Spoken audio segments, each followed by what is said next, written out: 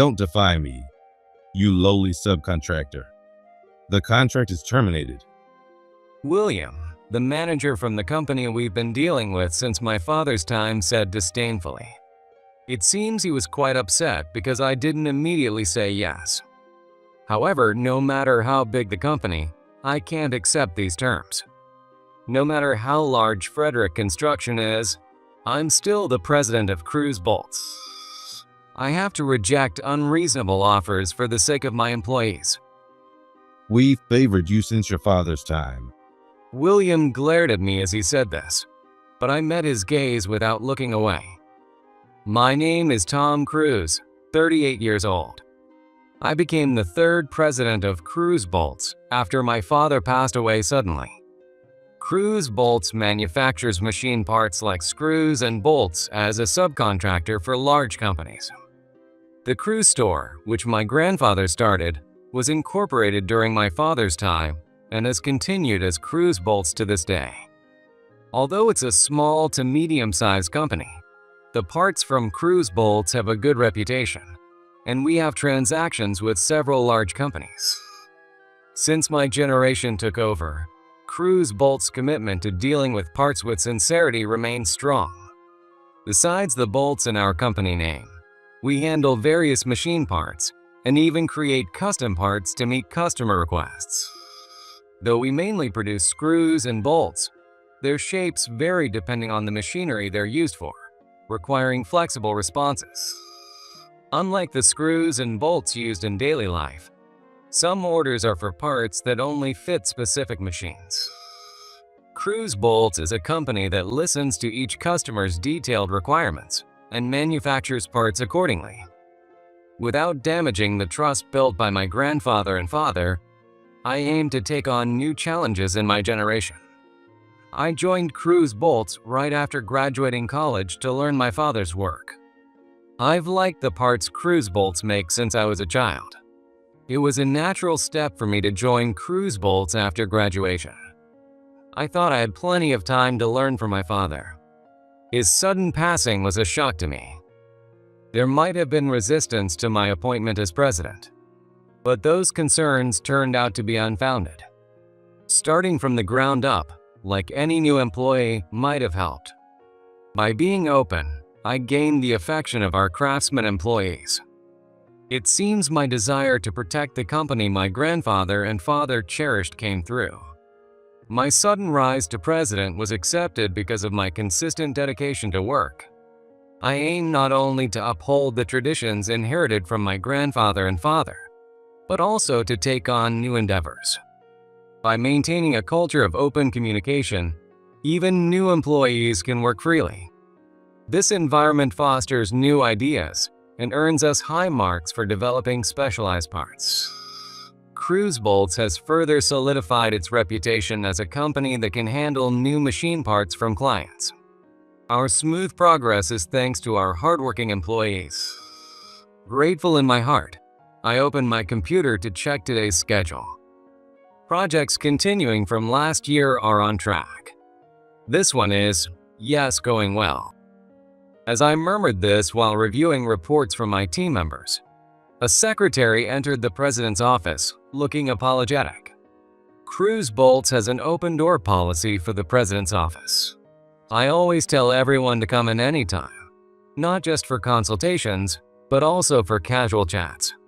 This reflects my desire to prioritize daily communication.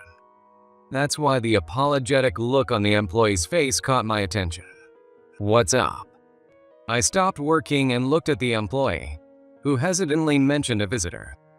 Thinking about who it could be to cause such a reaction, one face came to mind. Is it William from Frederick Construction? The employee nodded with an awkward expression. I couldn't help but sigh and smile wryly. Frederick Construction is a prime contractor we've dealt with since my grandfather's time, and is the industry's largest company. William has been in charge of our account since joining Frederick Construction, so we've known each other for a long time.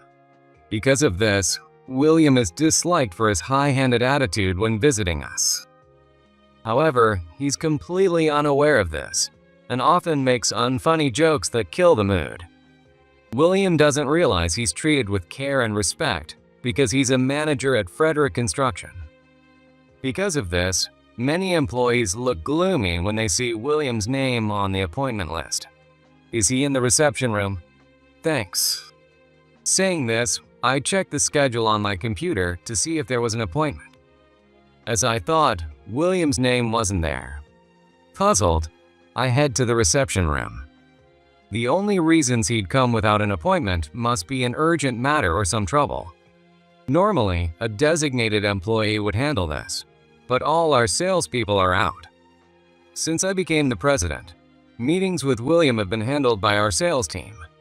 But in this situation, I have no choice but to meet him myself.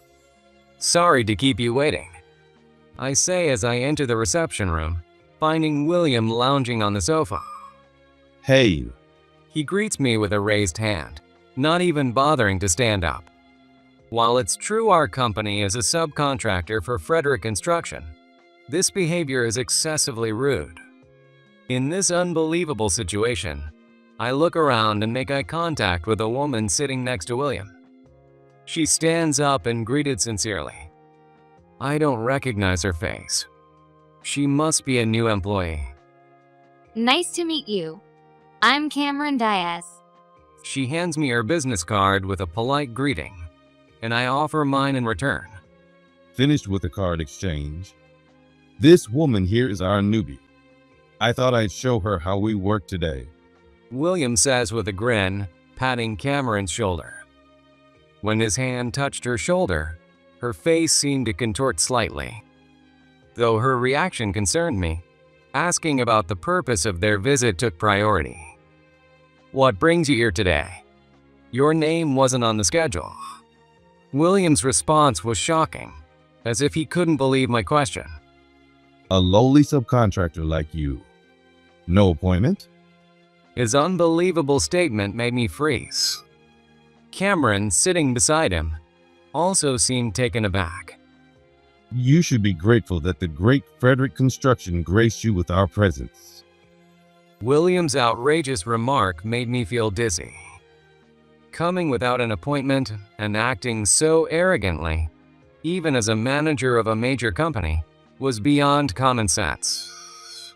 During my time handling sales, every company, big or small, treated us courteously. Such rudeness and lack of common decency must be Frederick Construction's corporate culture. No, that's not right. Cameron, sitting next to him, looked just as incredulous. Even as a newcomer, she was shocked, indicating it wasn't the company culture. I've always left dealing with William to our sales team and rarely spoke with him directly. I knew our employees disliked him, but I didn't realize he was this disrespectful. I decided to get him out of here quickly, so I moved the conversation along. So, may I ask what your business is? What? No gratitude or sincerity. Oh, can you get this coffee replaced? I left the room to get coffee. I could have ordered it through the intercom, but I needed to cool down. Got a minute? While ordering the coffee, I asked if William always behaved like that. I was told he's usually bad, but not that bad, which made me realize something. He wanted to look good in front of the newbie. He often brags to our female employees too, but it's all in the wrong direction. The female employees, and probably Cameron, dislike him. As I carried the coffee for the three of us, I sighed, wondering what to do. Sorry for the wait. You're late, hey. William was still lounging arrogantly. He had no dignity as a manager at Frederick Construction. Damn. Having the president serve coffee. Aren't the female employees looking down on you? As he kept making rude comments with a grin, Cameron shrank apologetically. Cameron, don't be so tense. He tried to pat her shoulder while drinking coffee, but this time Cameron smoothly avoided his hand. William made a surprised face, but since she did it naturally, he didn't seem to mind. I thought, Cameron really dislikes William too. but I kept my thoughts to myself and continued the conversation. So, what brings you here? Well, about that. William suddenly started talking about how popular he was at a bar last night. What on earth did this old man come here for? I was baffled about how to respond. I thought, he's here for work, right?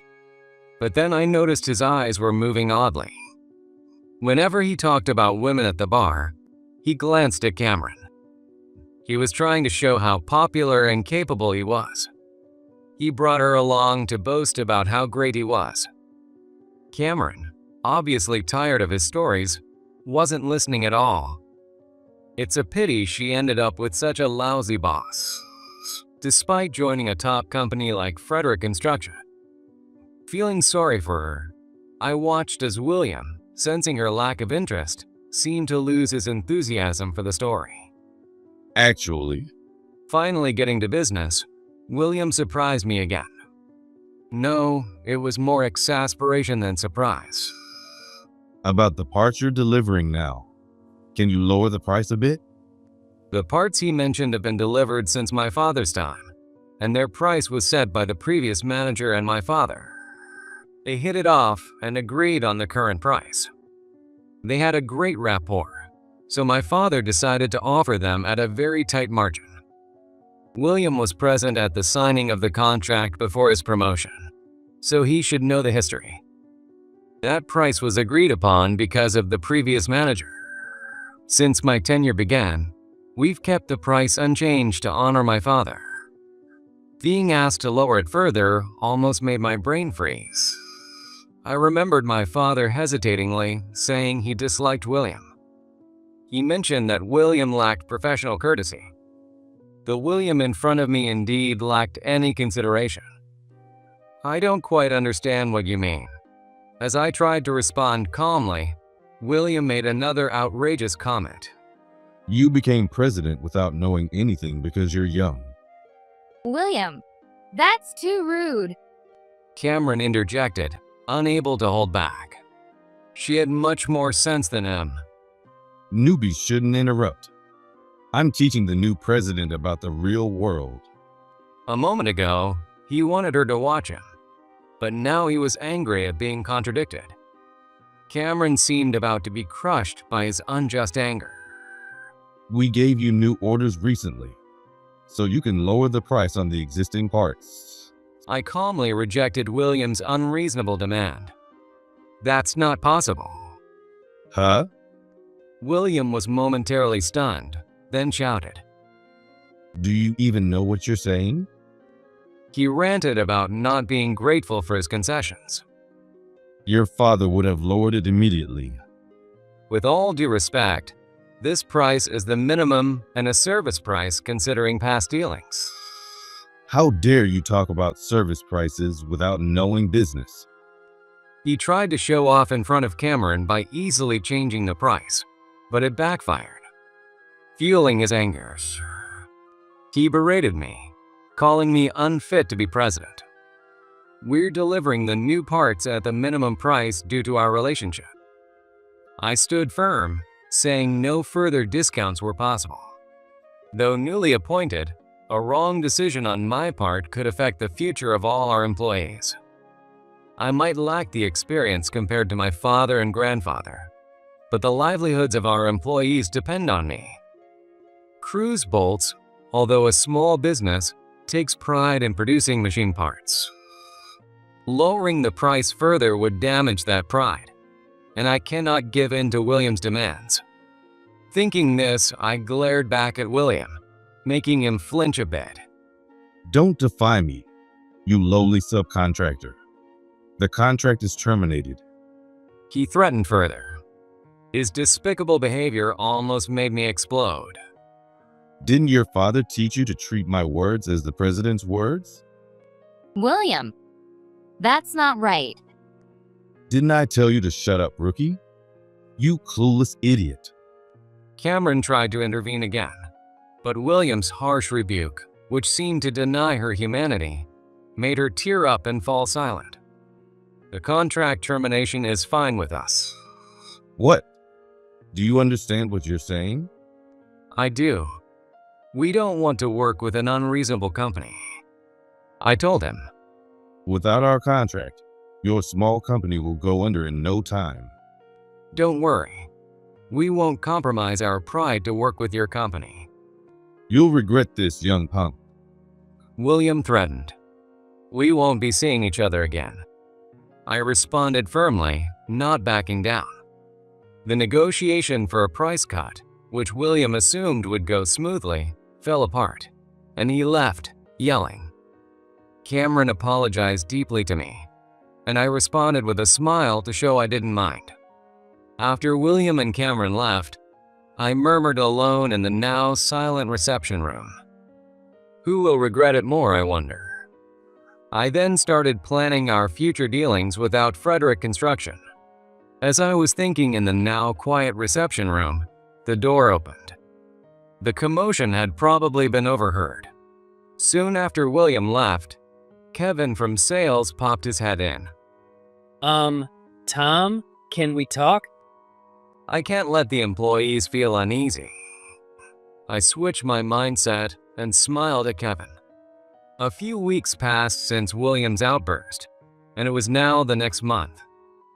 We hadn't made any deliveries to Frederick Construction since last month. I expected it to continue this month. As I was reviewing this month's tasks in the office, my company phone kept vibrating. It showed Frederick Construction, but the contract was terminated. There should be no reason for them to call, as there were no issues with the deliveries 2 months ago. Remembering William's rude behavior, I decided to ignore the call. However, the phone wouldn't stop vibrating. It started ringing again the moment it stopped, incessantly. They were going to keep calling until I answered. Reluctantly, I picked up the phone. Hello?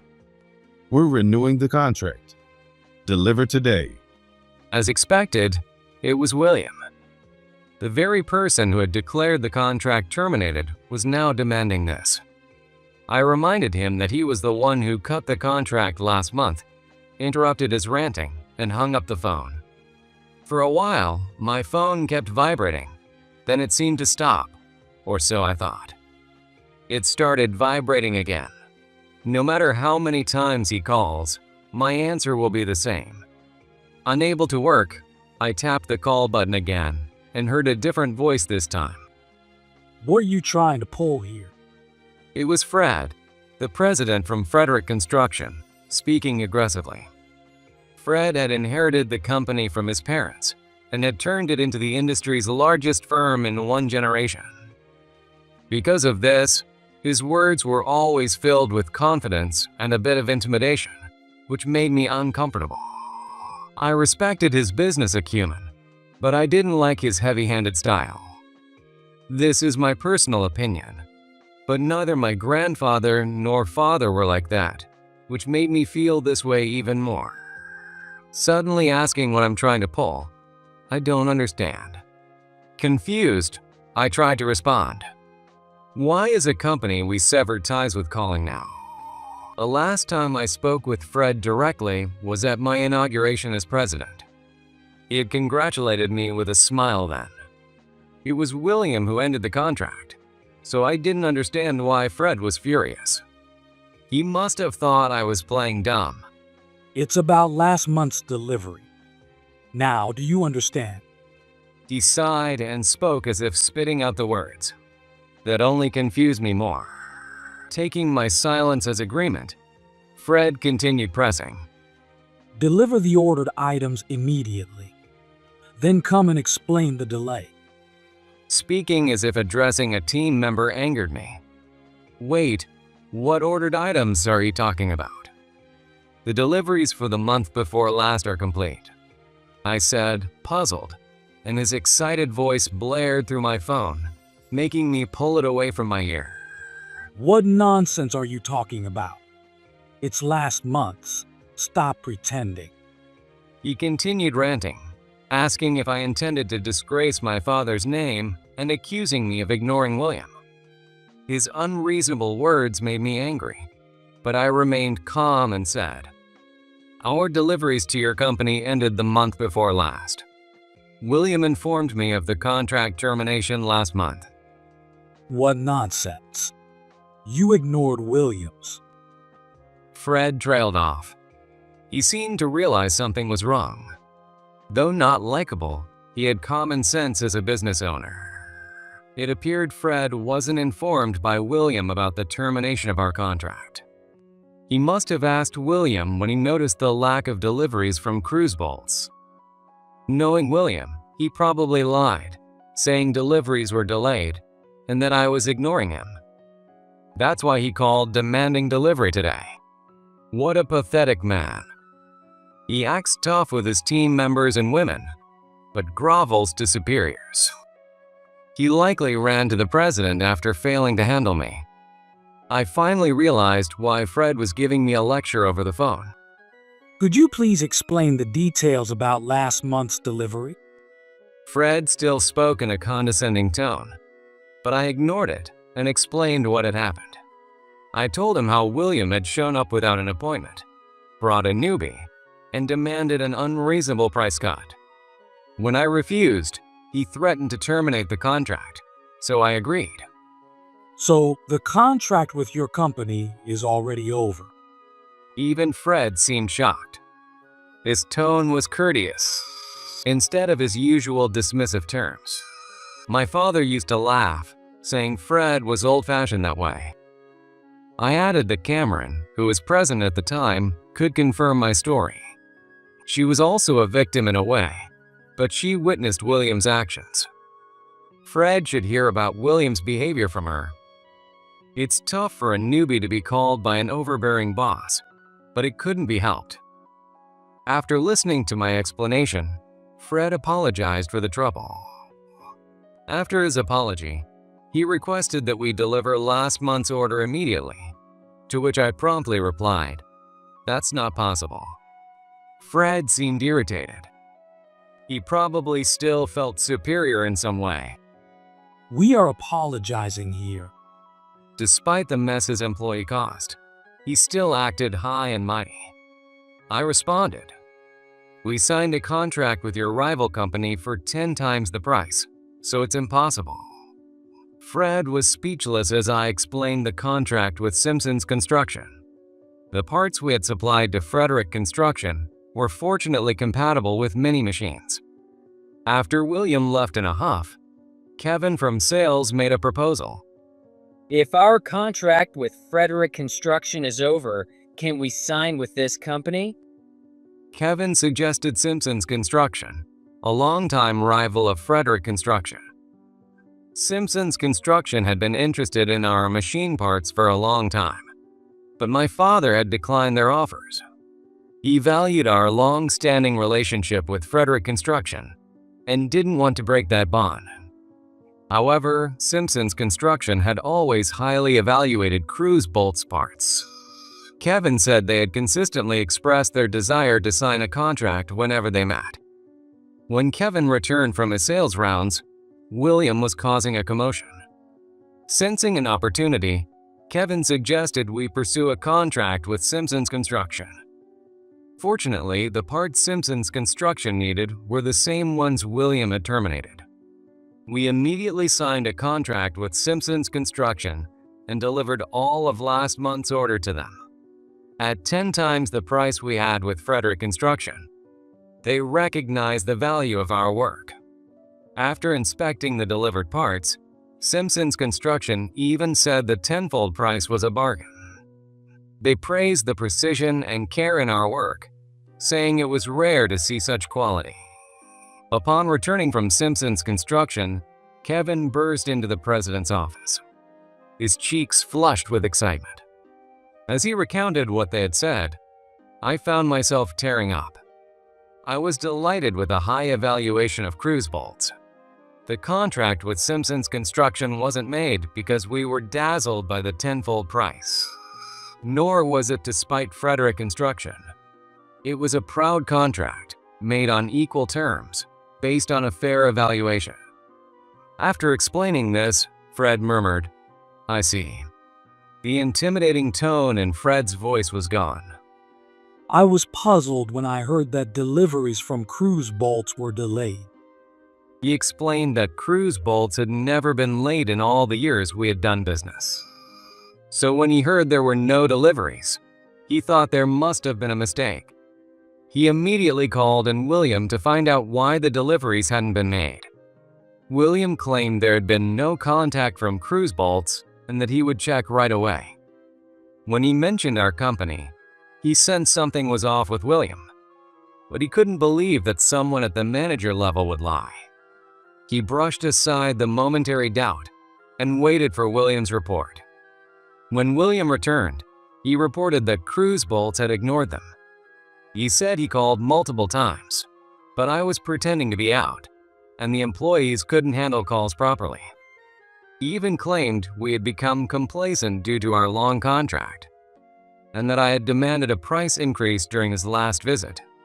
Since Fred, who had looked down on cruise bolts, trusted William's story, he called me in a state of agitation, having lost his composure.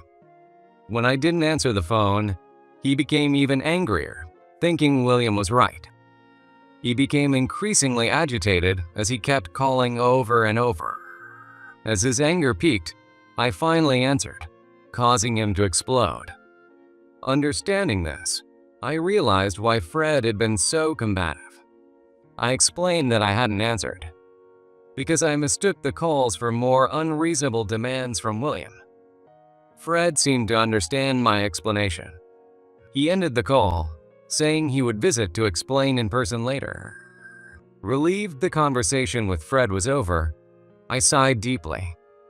The contract with Simpson's Construction boosted my confidence, showing how undervalued we were by Frederick Construction. I vowed to cherish our current contracts while seeking new opportunities. For that, we must continue honing our skills daily. After the call, I exchanged a look with Kevin. He nodded firmly and headed out for his rounds. I vowed to make cruise bolts, blessed with good employees, shine even brighter. The day after my conversation with Fred, my desk phone rang. May I visit with William and Cameron? Is there a convenient time? The language was unlike anything I had ever heard from Fred. Even the female employee who first answered the call was shocked by the change in tone. Fred's way of speaking had changed drastically, to the point where it was unrecognizable from before. It seemed the situation with William had hit him hard. I had my employee give him an available time. I deeply apologize for this situation. As soon as I opened the door to the reception room, Fred stood up quickly and apologized. Cameron also stood up and apologized deeply, just like Fred. Feeling that Cameron wasn't at fault, I looked past her at William. The usual arrogant and shiny-faced William wasn't there. In just one day, he looked lifeless, his gaze unfocused. He just stood there, silently watching Fred, and Cameron apologized deeply. Fred quickly noticed where I was looking.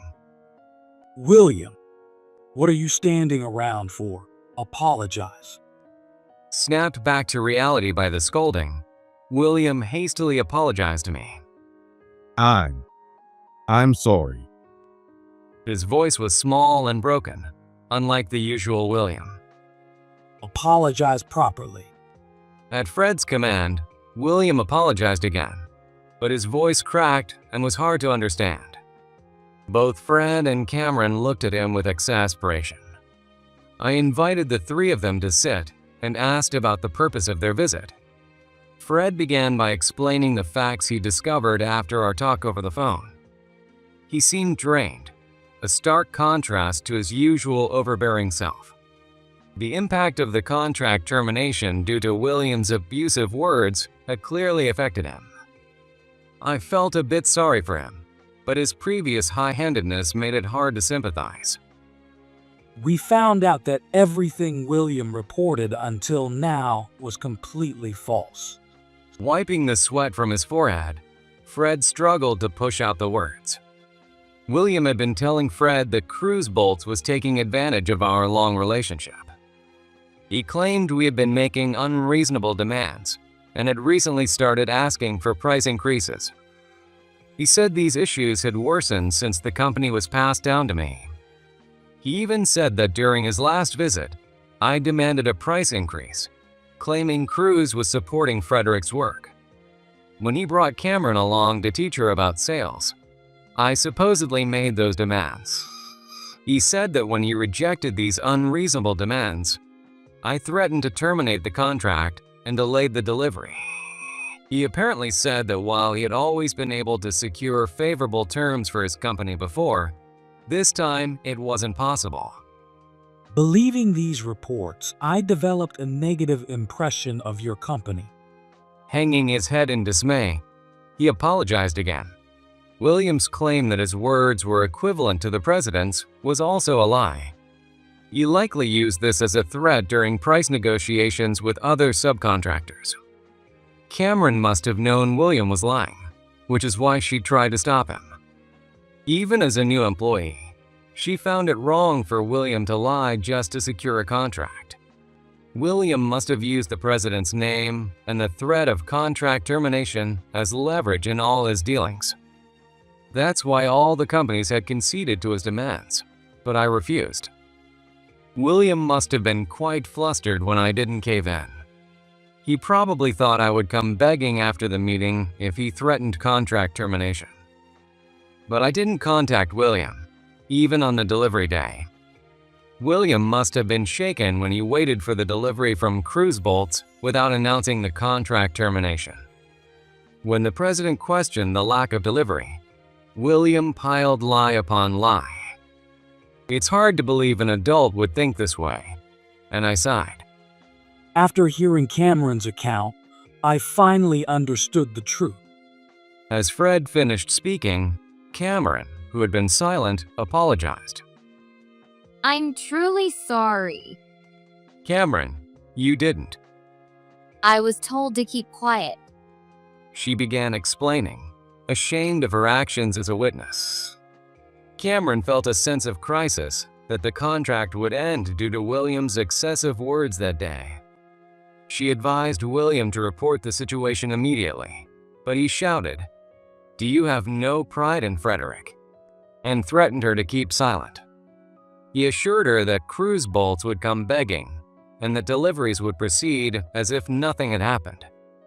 He even threatened to make her uncomfortable at the company if she reported it. She apologized again for not being able to speak up until Fred asked. Cameron's testimony helped clear up the misunderstanding. I said, but Cameron still looked apologetic. In contrast to William, who sat lifelessly, Cameron's professionalism stood out. Cameron had endured not only verbal abuse questioning her character, but also sexual harassment from William. During Fred's inquiry, she reported all she had endured. I recalled Cameron's disgusted expression when William touched her shoulder during the meeting. She had probably been touched inappropriately so often that her revulsion showed on her face. While I was still angry at Fred's oppressive attitude and William's arrogance, I felt nothing but sympathy for Cameron. As I asked Cameron to raise her head, Fred spoke. I realize that I haven't been observing my employees' character despite their long service.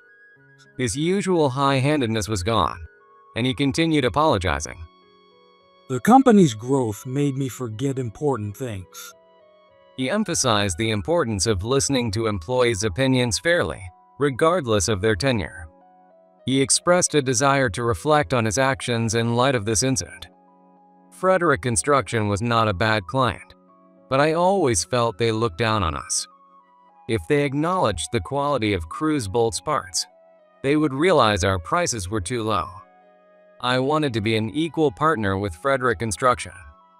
William had easily destroyed that hope, and I felt the same condescension from Fred during our call. That's why I firmly rejected Frederick Construction's request. Accepting their demands would have kept Cruz bolts in a subservient position. In hindsight, courageously accepting the contract termination was the right decision. We will take severe disciplinary action against William. As Fred said this, William, who had been silent until now, suddenly jumped up like a spring. You're kidding. What did I do wrong? At this stage, what could William possibly say? The sudden outburst left the three of us bewildered. William began listing various contracts to show how much he had served the company over the years. I pushed hard for that contract and others too. Hearing this, I was convinced that he had been treating other subcontractors with the same arrogance. You idiot. Subcontractors must be bound by trust. Fred shouted, and William fell silent. But I thought that even Fred had recently been looking down on subcontractors. That's likely why an employee like William emerged. Corporate arrogance is a frightening thing. Looking at Fred and William, that's what I thought. William was later dismissed for disciplinary reasons. Initially, they suggested he resign voluntarily. However, when William protested, it became an issue with the board, leading to his dismissal. I wanted to be lenient since he had worked for us for so long. Fred told me this later. He came to visit with compensation for the trouble William had caused us over the years. I initially refused, but to avoid any conflict, I eventually accepted it. I hope this incident helps Frederick Construction to transform into a company that avoids corporate arrogance. I distributed the compensation from Fred as a bonus to my employees. Cameron is using the harassment she endured from William as motivation to work harder. If Frederick Construction can become a company where young employees like Cameron can thrive, I would like to continue doing business with them. When Cameron came to greet us as the new contact person, we decided to resume the contract, though not to the same extent as before. However, if they show signs of corporate arrogance again, well, I hope it doesn't come to that. Cruz Bolts continues to maintain an open and communicative corporate culture, fostering good relationships with our clients. But who knows when a mindset like Frederick Construction's might emerge. If Fred and William had approached their work with sincerity, this incident would never have happened. Success is certainly wonderful, but it also carries the risk of losing oneself. I want to use the turmoil at Frederick Construction as a lesson and further develop Cruz Bolts into an even more attractive company.